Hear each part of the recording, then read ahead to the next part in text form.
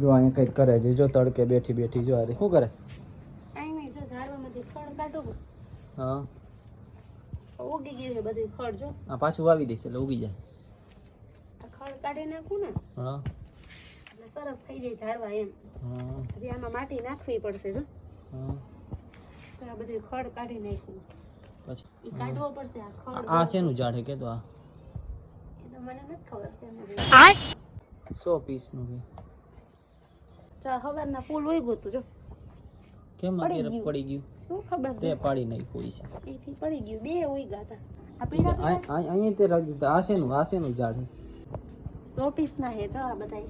હા જો આમ બધું જો આ બધું જો આજુબાજુનું વાતાવરણ કેવું છે.